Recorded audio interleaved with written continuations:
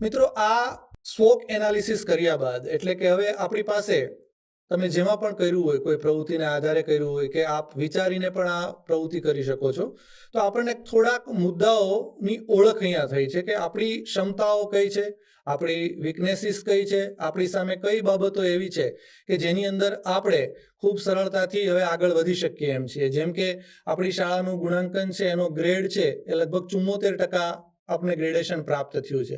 હવે 74 માંથી 75 ઉપર એટલે કે આપણો ગ્રેડ છે એ આપણે સુધારવો છે.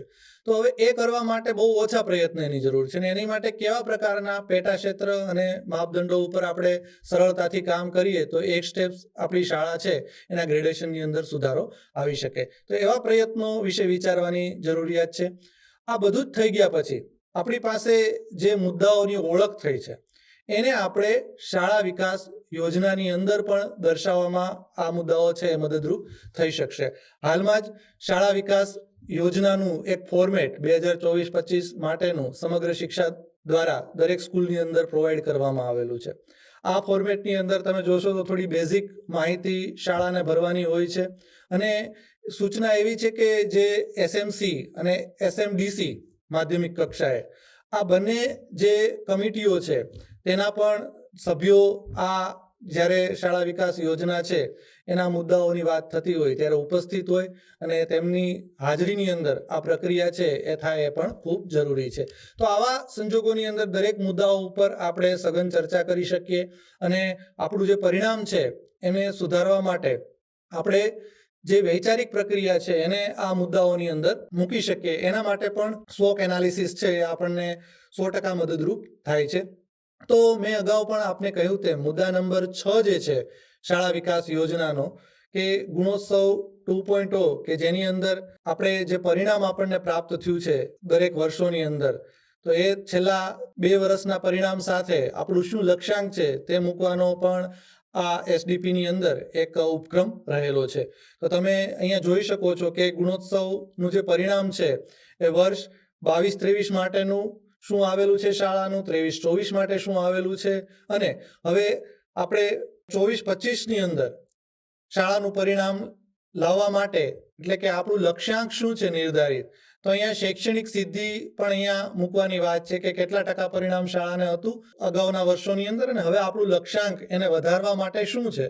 બેઝિકલી આપણો હંમેશા પ્રોગ્રેસિવ લક્ષ્યાંક છે એ જ આમાં આપણે મોટે ભાગે લેતા હોય છે કે સારું પરિણામ હોય તો એને વધુ સઘન કેવી રીતે બનાવવો તે તરફ આપણું દિશા સૂચન હોય છે. બીજું સહશૈક્ષણિક પ્રવૃત્તિઓ છે. આ બંને બાબતોને શૈક્ષણિક બાબતો તરીકે શાળા વિકાસ યોજનાની અંદર દર્શાવવામાં આવેલી છે. આ ઉપરાંત ભૌતિક બાબતોની અંદર શાળા વ્યવસ્થાપન છે, ઉપરાંત સંસાધનો અને તેનો ઉપયોગ છે અને આ બધાની સાથે શાળાને જે ગ્રેડ પ્રાપ્ત થયો છે, શાળાનો ગ્રેડ એ છે, બી છે કે જે કોઈ પણ ગ્રેડ છે એ ગ્રેડ છે એ પણ અહીંયા નીચે મૂકી અને હવે આપણે આપણા લક્ષ્યાંકની અંદર જો સી ગ્રેડ છે તો એને બીમાં લાવવા પ્રયત્ન કરીએ છીએ, બી છે તો એને એમાં લાવવા પ્રયત્ન કરીએ છીએ. એવા લક્ષ્યાંક સાથે આપણે આ મુદ્દાઓ છે એની અંદર આપણું એનાલિસિસ જે કરેલું છે એ આપણને અહીંયા ઉપયોગી થાય છે. ત્યાર પછી જે બીજો મુદ્દો છે એની અંદર પણ આખું આપણું જે 4 મુખ્ય ક્ષેત્રવાળું ફ્રેમવર્ક છે કે જેની અંદર અધ્યયન અધ્યાપન, શાળા વ્યવસ્થાપન, સહશૈક્ષણિક પ્રવૃત્તિઓ અને સંસાધનો અને તેનો ઉપયોગ, આ 4 જે મુખ્ય ક્ષેત્ર છે એના જે પેટા ક્ષેત્રો છે અને એના જે વિવિધ માપદંડો છે એના આધારે આ આખી જ યોજના છે એની અંદર લક્ષ્યાંકો નક્કી કરવાની વાત કરવામાં આવેલી છે. તો મિત્રો, તમે અહીંયા જોઈ શકો છો સ્ક્રીન ઉપર કે આ યોજનાની અંદર ક્રમાંક આપેલો છે, પેટા ક્ષેત્ર આપેલું છે, માપદંડ આપેલું છે. બીજું કે વર્તમાન સ્થિતિની અંદર એનું ઇન્ડિકેશન શું છે એટલે કે સૂચક શું છે અને આપણું ભવિષ્યનો શું લક્ષ્યાંક છે આ યોજના માટેનો. આટલા મુદ્દાઓ અહીંયા આપેલા છે. આપણું જે તમે એક પ્રક્રિયામાંથી પસાર થયા, તમે જે સ્વોક એનાલિસિસ કર્યું એ સ્વોક એનાલિસિસને આધારે તમે તમારા જે મુદ્દાઓ છે શાળાના એ અહીંયા મૂકી શકશો. અહીંયા સ્વોક એનાલિસિસ તમે જે કર્યું છે એ તમને આ મુદ્દાઓ સંદર્ભે વધુ માર્ગદર્શન આપશે. તમે તમારા લક્ષ્યાંકો અહીંયા ખૂબ સરળતાથી આઈડેન્ટિફાઈ કરી શકશો. તો અહીંયા પહેલો જ જે લક્ષ્યાંક છે એમાં આપેલું છે કે એકમ કસોટી. એનો જે માપદંડ છે કે એકમ કસોટીની આન્સર બુકલેટમાં વિદ્યાર્થીઓના જવાબો.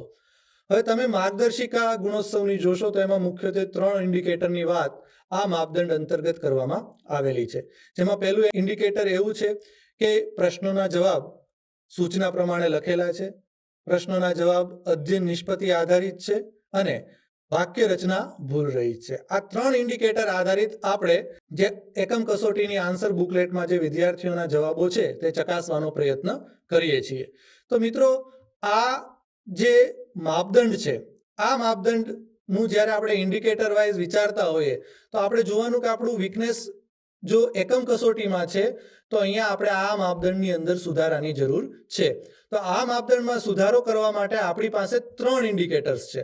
આ 3 ઇન્ડિકેટર્સ ઉપર જો આપણે ખૂબ ફોકસલી કામ કરશું, એટલે કે પ્રશ્નોના જવાબ જે છે વિદ્યાર્થીઓના એ સૂચના પ્રમાણે જ લખે છે. બીજું કે અધ્યયન નિષ્પત્તિ જે એકમ કસોટીની અંદર અધ્યયન નિષ્પત્તિ ડિફાઇન થયેલી છે એ અધ્યયન નિષ્પત્તિને અનુરૂપ જ આ જવાબો લખેલા છે અને વાક્ય રચનાની દ્રષ્ટિએ આ જવાબો છે એ શું યોગ્ય છે. આટલી બાબતોની ચકાસણી કરશું તો આપણે 100% આ જે માપદંડ છે એમાં સારામાં સારું આપણે ગુણાંકન પ્રાપ્ત કરી શકશું. તો આપણું લક્ષ્યાંક હવે એ છે કે આ 3 ઇન્ડિકેટર્સ છે એ 3 ઇન્ડિકેટર્સની અંદર આપણે કામ કરવાનું છે.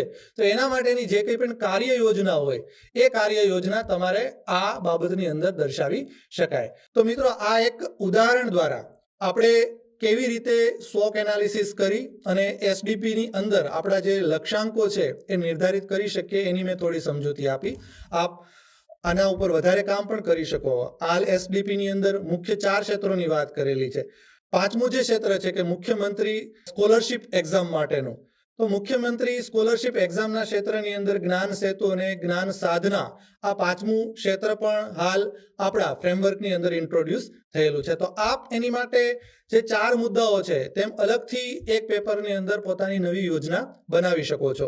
એની અંદર આપ સીઈટીની અંદર વિદ્યાર્થીઓની ઉપસ્થિતિ, એમાં મેરિટમાં કેટલા વિદ્યાર્થીઓનો સમાવેશ થયેલો છે, એને લક્ષ્યાંક તરીકે હવે આપણે કેટલા વિદ્યાર્થીઓને ઉપસ્થિતિની અંદર વધારો કરી શકશું, એના માટે કેવા પગલાં ભરશું એ માટેની કાર્ય યોજના પણ બનાવી શકો છો. સેમ વે આપ જ્ઞાન સાધના માટે પણ આ કામગીરી કરી શકો છો.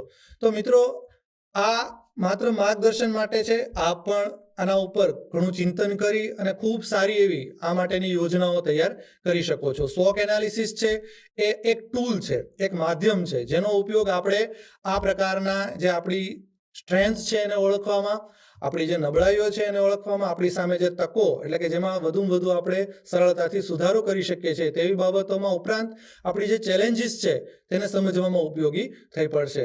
તો મિત્રો, આશા રાખું છું કે આપના આ સમગ્ર રિપોર્ટ કાર્ડની સમજૂતી અને એનો કેવી રીતે ઉપયોગ કરવો શૈક્ષણિક સુધારણામાં એમાં ચોક્કસપણે આપ હવેથી આ રીતે વિચારતા થશો અને આ પોતાની શાળાની ગુણવત્તા સુધારણા માટે આપ ચોક્કસપણે આ કામગીરી કરશો.